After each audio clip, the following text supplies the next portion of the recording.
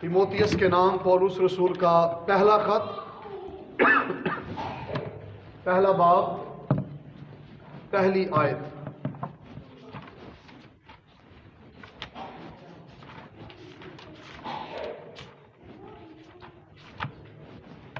کلام خدا میں یہ لکھا ہے، پولس کی طرف سے جو ہمارے منجی خدا اور ہمارے امیدگاہ مسیح یسوع کے حکم سے مسیح یسوع کا رسول ہے، تیموتھیوس کے نام جو ایمان کے لحاظ سے میرا سچا فرزند ہے، فضل، رحم اور اطمینان خدا باپ اور ہمارے خداوند مسیح یسوع کی طرف سے تجھے حاصل ہوتا رہے۔ خداوند اس کلام کی سمجھ ہم سبوں کو عطا فرمائے، آمین۔ آج شام اس حوالے کی پہلی آیت کے ایک لفظ پر میں آپ کی توجہ مرکوز کروانا چاہتا ہوں۔ اگر ہم پہلی آیت کی طرف دھیان دیں تو پولس رسول نے اس آیت کے اندر 3 ٹائٹل یسوع کے لیے استعمال کیے ہیں۔ نمبر 1، اس نے یسوع کو منجی کہا۔ آپ کی بائبل میں لکھا ہے منجی۔ سیکنڈلی، اس نے یسوع مسیح کو خدا کہا، اور تیسرے نمبر پر پولس رسول نے یسوع مسیح کے بارے میں کہا کہ یسوع مسیح ہمارا امیدگاہ ہے۔ کیا کہا؟ امیدگاہ۔ اس لفظ پر آج ہم غور کریں گے۔ آپ اپنے مکاشفات میں، اپنے علم میں ایک نئی بات ایڈ کر لیجئے۔ آپ کا یسوع جس کی آپ پرستش کرتے ہیں، جس کو آپ جلال دیتے ہیں، پولس کے ایمان کے مطابق روح القدس کی رہنمائی میں اس نے یہ تحریر کیا کہ یسوع مسیح میرا اور تمام ایمانداروں کا امیدگاہ ہے۔ امیدگاہ یہ 2 الفاظ کا مرکب ہے۔ فارسی کے 2 لفظ ہیں امید۔ امید کا مطلب ہوتا ہے آس، آسرا۔ گاہ کہتے ہیں جگہ کو، مسکن کو، مقام کو۔ تو امیدگاہ کا مطلب کیا ہوا؟ ایسا مقام جہاں پر آپ کو آسرا ملے، ایسا مقام جہاں پر آپ کو امید میسر آئے، ایسا مسکن جہاں پر آپ جس پر انحصار کر سکے۔ میں آج شام آپ کی حوصلہ افزائی کرنا چاہتا ہوں۔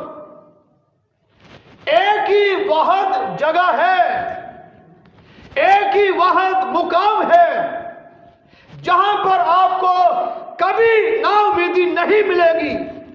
ہمیشہ آپ پر امید رہیں گے، ہمیشہ آپ کو امید ملے گی۔ وہ مقام خداوند یسوع المسیح ہے۔ یسوع مسیح کے علاوہ کسی کے پاس امید نہیں ہے۔ یسوع مسیح کے علاوہ کسی کے اوپر آپ ڈیپینڈنٹ نہیں ہو سکتے۔ یسوع مسیح کے علاوہ کسی پر آپ انحصار نہیں کر سکتے۔ وہی آپ کی سچی امیدگاہ ہے۔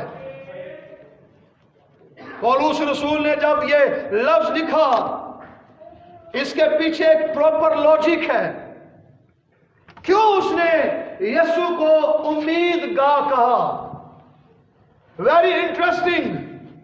غور سے سنیے، پرانے دور میں جب پولس رسول نے یہ خط لکھا، یا اس دور میں سفر جو تھا وہ یا تو جانوروں پر یا پیدل، یا ایک اور رستہ تھا، سمندر کا رستہ، بحری سفر ہوتا تھا۔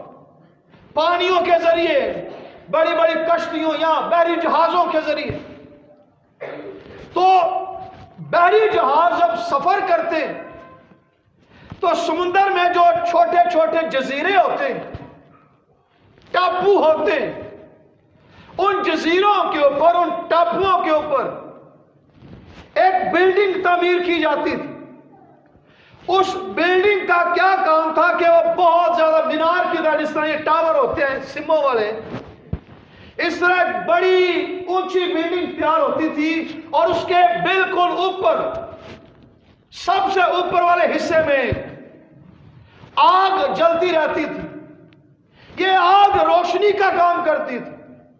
ये आग जो थी ये रोशनी फराहम करती थी और इस टावर को, इस बुर्ज को उम्मीदगाह कहा जाता था।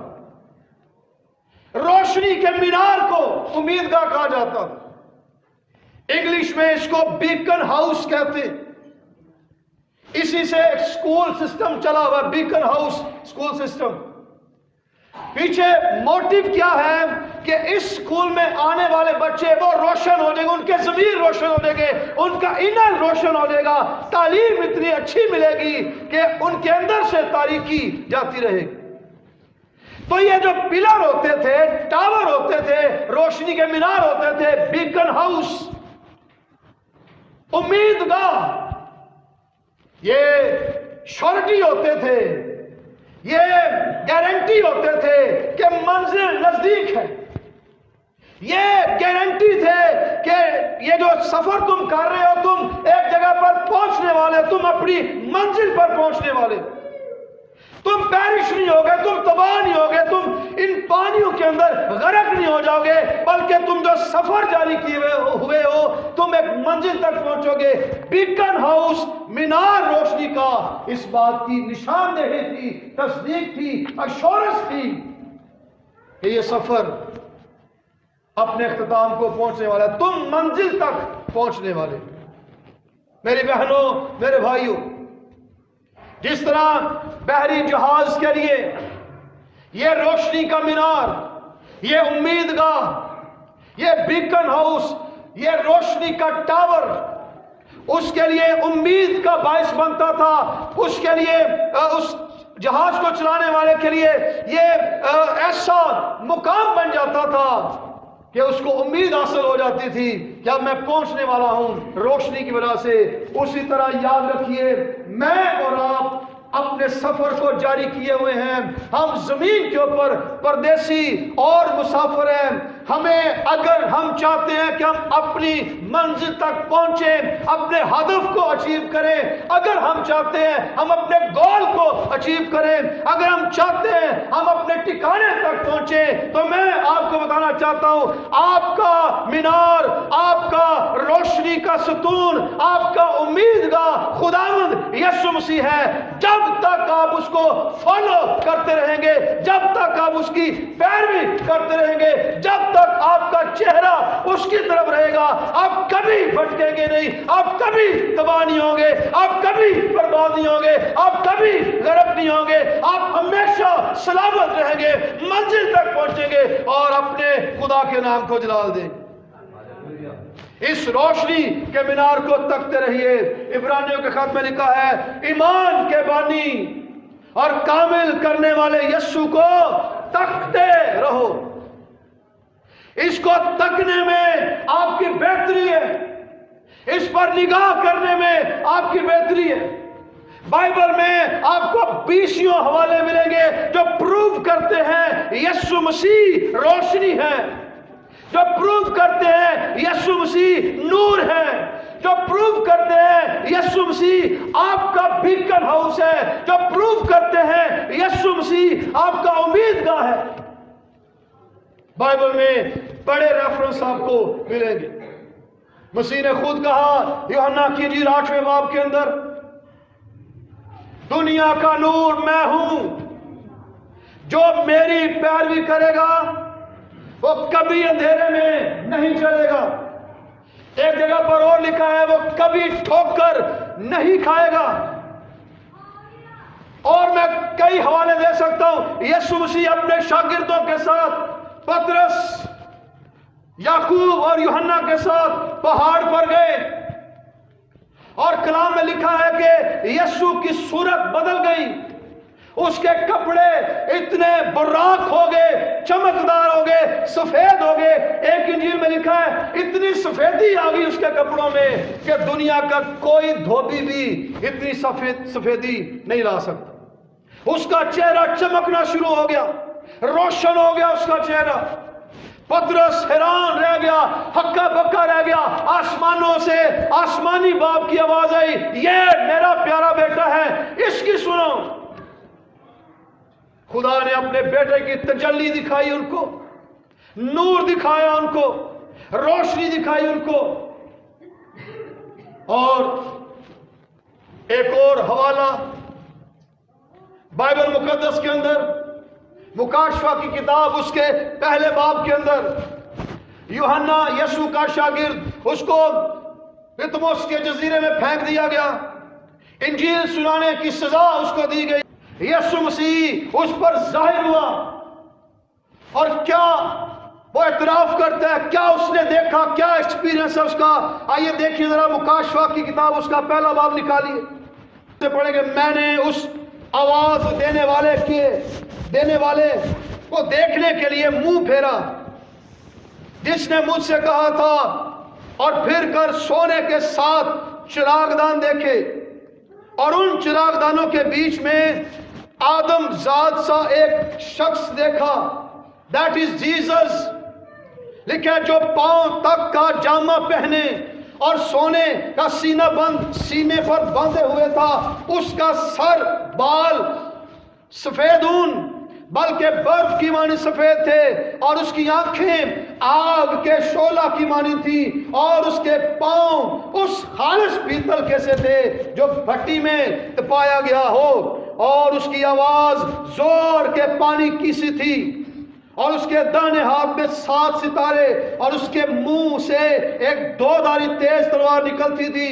اور غور سے سنیے جس نقطے پر میں آپ کو لانا چاہ رہا تھا. لکھا ہے اور اس کا چہرہ ایسا چمکتا تھا جیسے تیزی کے وقت آفتاب. کبھی آپ نے جون جولائی میں آفتاب کو دیکھا؟ نہیں دیکھا جاتا. کتنی آب و تاب کے ساتھ وہ چمکتا ہے. ہماری آنکھوں کے اندر اتنی کیپیسٹی نہیں کہ ہم مسلسل اس کو دیکھتے رہیں. کچھ سیکنڈز کے بعد آپ کی آنکھیں ان کے اندر پانی آ جائے گا، وہ ویک پڑ جائیں گی، کمزور پڑ جائیں گی، آپ اس کو دیکھ نہیں پائیں گے. میرا ایمان یہ ہے، غور سے سن لیجئے گا، یہ سورج جو جون جولائی میں چمکتا ہے، تیزی کے وقت چمکتا ہے، میرے یسوع کا جلال اس سے درجنوں کئی زیادہ ہے، اور اس کے جلال سے یہ پوری کائنات منور ہے.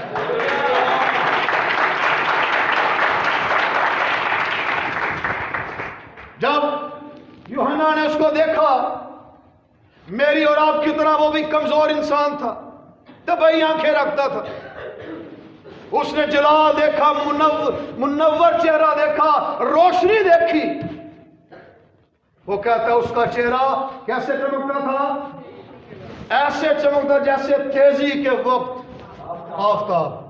تو جب اس نے دیکھا، وہ خود کہتا ہے میں اس کے پاؤں میں مردہ سا گر پڑا. پنجابی نے سانس آتی نہیں رہی.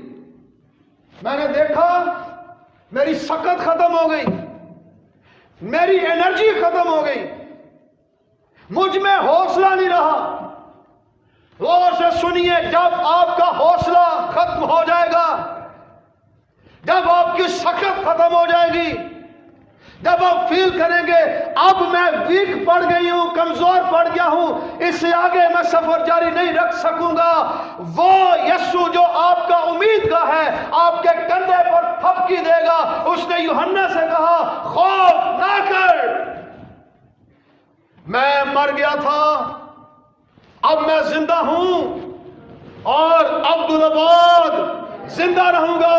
موت اور عالم ارواح کی کنجیاں میرے پاس ہیں. یوحنا اسی وقت اس کیفیت سے باہر آ گیا، حوصلہ مل گیا اس کو، دلیری مل گئی اس کو. لکھ لکھ لکھ، اس نے لکھنا شروع کر دیا. پوری کتاب آپ کے ہاتھوں کے اندر ہے. ان فیوچر کیا کیا ہوگا خداوند یسوع مسیح نے مکاشفہ دیا اور یوحنا نے تحریر کر دیا اس بندے کو جو دیکھ کر مردہ سا ہو کر گر گیا.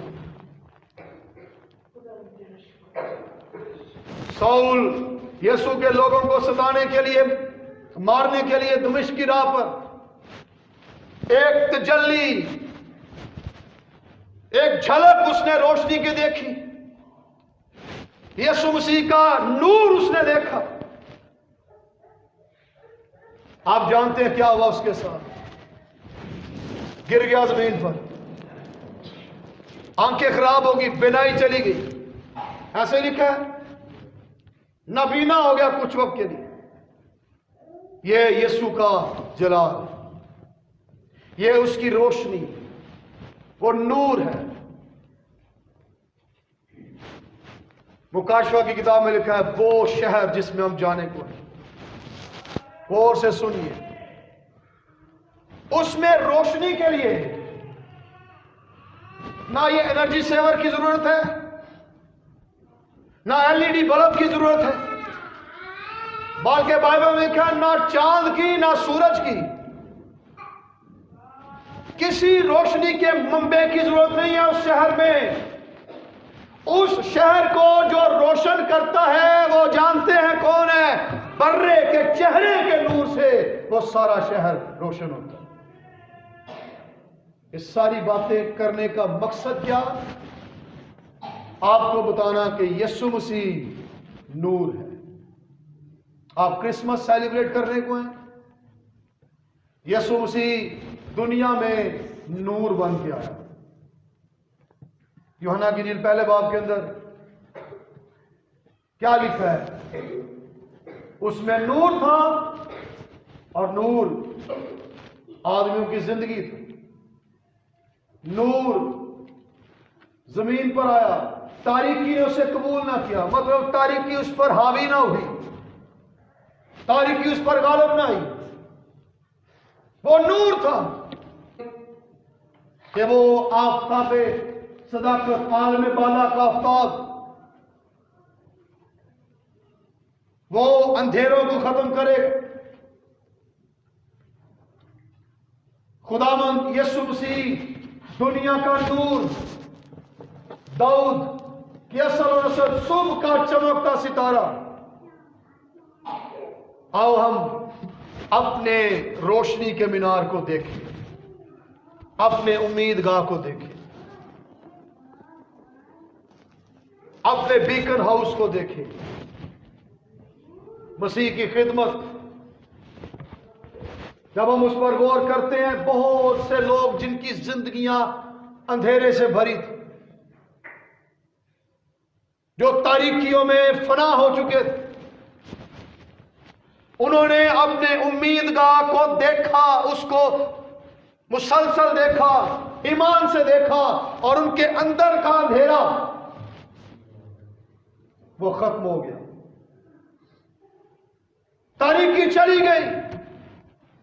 ایک عورت 12 سال سے بیمار، بائبل کہتے ہیں اس نے اپنا پورا روپیہ پیسہ حکیموں پر، طبیبوں پر خرچ کر دیا. کسی بھی جگہ سے اس کو امید میسر نہیں آئی. کوئی طبیب، کوئی وید، کوئی ڈاکٹر اس کی امیدوں پر کھڑا نہیں اتر سکا. 12 سال لانگ پیریڈ مسلسل بیماری میں جھوجتی رہی، روپیہ پیسہ اجاڑ دیا. جس نے کہا ادھر جا ادھر جا، یہ ٹھیک کرے گا، یہ ہر جگہ پر ہو گئی. تھک ہار چکی تھی. تاریکی اس کی ذات کا حصہ بن چکی تھی. اس کو ایک ایسی شخصیت کی ضرورت تھی جو اس کے لیے روشنی کا کام کرے، اس کے اندر کے اندھیروں کو ختم کرے. اس کے کانوں میں خبریں گونجتی ہیں، ایک شخص ہے جو مردوں کو زندہ کرتا ہے، کوڑیوں کو پاک صاف کرتا ہے، جنم کے اندھوں کو آنکھیں دیتا ہے، لنگڑوں کو چلاتا ہے، بڑی بڑی بھیڑ کو کھانا کھلا دیتا ہے۔ اس کے اندر ایمان جاگا، اس نے کہا میں اس کی پوشاک کا کنارے چھو لوں گی تو میں اچھی ہو جاؤں۔ وہ گئی ایمان کے بلبوتے پر، بھیڑ کو چیرتی ہوئی، کانپتی ہوئی، ڈرتی ہوئی، 12 سال سے مسلسل بیمار، کوئی دوائی اثر نہیں کی۔ اس نے ایمان سے یسوع کی پوشاک کا کنارہ چھوا، اسی ٹائم اس کی بیماری اس کے بدن سے جاتی رہی۔ یسوع نے اپنے شاگردوں سے کہا کس نے چھوا؟ شاگرد کہتے استاد جی کی گلا کر دے، اتنا رش ہے، آپ چھونے کی بات کرتے لوگ تو ڈگا دین ہوتے۔ یسوع نے کہا کس نے چھوا؟ وہ کہنے لگے کہ بھیڑ اتنی زیادہ، لوگ تو تیرے اوپر گر رہے ہیں، تو چھونے کی بات کر رہا ہے، کوئی ادھر سے رگڑ کھا کے جا رہا ہے، کوئی ادھر سے رگڑ کھا کے جا رہا ہے۔ یسوع نے کہا نہیں، یہ فرق ہے، کسی نے مجھے چھوا ہے۔ فرق کیا؟ یسوع نے کہا مجھ میں سے قوت نکلی ہے۔ لوگ بے شک میرے اوپر گر رہے ہیں، رگڑ کھا رہے ہیں، رش ہے، لیکن قوت اس سے پہلے ریلیز نہیں ہوئی، ابھی قوت نکلی ہے۔ کسی نے فرق انداز سے، کسی نے ایمان سے چھوا ہے۔ کوئی ہے جس کے باطن کے اندر اندھیرا تھا، اس نے چھوا کہ میں روشن ہو جاؤں۔ وہ عورت آئی ڈرتی کانپتی، حضور میں تھی، میں نے اپنا روپیہ پیسہ اجاڑ دیا، میں نے بڑی بھاگ دوڑ کی، مجھے آرام نہیں ملا، میرا ایمان تھا میں دنیا کے نور کی پوشاک کا کنارہ چھو لوں گی تو میں اچھی ہو جاؤں گی، میں ٹھیک ہو گئی ہوں۔ یسوع نے کہا سلامت چلی جا۔ یہ دنیا کا نور ہے، یہ بیکن ہاؤس ہے، یہ روشنی کا مینار ہے، یہ امیدگاہ ہے جس نے 12 برس کی نا امید عورت کو شفا دے کر امید، حوصلہ، اعتماد دیا۔ پھر بائبل میں ایک بڑا خوبصورت واقعہ، یسوع مسیح کا ایک دوست تھا لازر۔ یسوع مسیح کو پتا چلا لازر بیمار ہے، یسوع مسیح کسی دوسری جگہ پر تھا، یسوع جان بوجھ کے رکا رہا۔ بعض اوقات خدا کا منصوبہ ہمارے لیے بہتر ہوتا ہے، بڑا ہوتا ہے، تو لازر صاحب نیکسٹ ڈے رحلت فرما گئے۔ اب یسوع ان کے گھر گیا، لوگ منہ میں بڑ بڑ کرنا شروع ہو گئے، اس نے کوڑی صاف کی، اس نے یہ کیا، اس نے وہ کیا، لازر بھی ٹھیک کر سکتا۔ اس کی بہنیں آئی روتی روتی، یسوع اگر تو یہاں ہوتا تو ہمارا بھائی نہ مرتا۔ یسوع نے کہا وہ جی اٹھے گا، اگر تمہارا ایمان ہے تو وہ جی اٹھے گا۔ ایک نے بڑی تھیولوجی چھال ماری، اس نے کہا ہاں جی اٹھے گا، میں جانتی ہوں قیامت کے دن جی اٹھے گا۔ یسوع نے کہا قیامت کی بات کرتی ہے، قیامت اور زندگی تو اگر تم مجھ پر ایمان رکھے گی تو تیرا بھائی جی اٹھے گا۔ یسوع نے کہا قبر پر چلے۔ کئیوں نے باتیں کی، کہتے ہیں اب تو بدبو آ رہی ہے، اب نہیں کچھ ہو سکے گا، اندھیرا اس قدر چھایا ہوا ہے زندگیوں کے اوپر، نا امیدی چھائی ہوئی ہے زندگیوں کے اوپر۔ کہتے ہیں اب کیا ہو سکتا ہے، اب تو بدبو آتی ہوگی۔ 4 دن کی بات ہے، 4 دن ہو گیا مردے کو۔ یسوع مسیح نے کہا چلو قبر پر، مجھے کوئی پرواہ نہیں ہے، 4 دن ہو گئے یا 4 سال ہو گئے، میرے لیے کوئی بڑی بات نہیں ہے، بدبو آتی ہے یا فریش ہے، کفن گل گیا یا بھی فریش ہے، میرے پاس اختیار ہے زندگی اور موت کا، بلکہ مسیح نے کہا آسمان اور زمین کا کل اختیار میرے پاس ہے۔ یسوع قبر پر گیا، یسوع نے اتھارٹی کے ساتھ، اختیار کے ساتھ 4 دن کے ڈیڈ لازر کو آواز دی، لازر باہر آ۔ کلام کہتا ہے لازر کفن سمیت باہر آ گیا قبر سے۔ نا امیدی جاتی رہی، اندھیرا جاتا رہا۔ وجہ انہوں نے بیکن ہاؤس پر اپنے امیدگاہ پر روشنی کے مینار پر نظر کرنا شروع کر دی ایمان سے۔ یہ میں نے 2 مثالیں دی ہیں، آپ بائبل کو پڑھنے والے ہیں، سینکڑوں مثالیں ایسے لوگوں کی جو اندھیروں میں غرق ہو رہے تھے، یسوع نے ان کی زندگیوں میں روشنی بکھیر دی، ان کو بدل کے رکھ دیا، ان کو انقلابی بنا دیا۔ میری بہنوں میرے بھائیوں، اگر آپ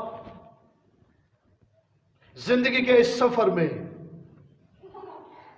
ویک پڑ جاتے ہیں، کمزور پڑ جاتے ہیں، نا امید ہو جاتے ہیں، زخمی ہو جاتے ہیں، میں آپ کو بتانا چاہتا ہوں یسوع ہمارا امیدگاہ ہے، اس کی طرف دھیان لگائیے، وہ آپ کے زخم بھی ٹھیک کرے گا، آپ کی تاریکی بھی ختم کرے گا، اور آپ کو بلندیوں پر لے کر جائے گا، آپ کی اصل منزل تک لے کر جائے گا جو کہ آسمان ہے۔ آپ تباہ نہیں ہوں گے، آپ برباد نہیں ہوں گے، آپ اپنی منزل تک پہنچیں گے۔ فرق کرنا یہ ہے، ایمان کے بانی کامل کرنے والے یسوع کو تکتے رہے، روشنی کے منبع کو تکتے رہے، آفتاب صداقت کو تکتے رہے، صبح کے چمکتے ستارے کو تکتے رہیں۔ یہ ہماری امید ہے۔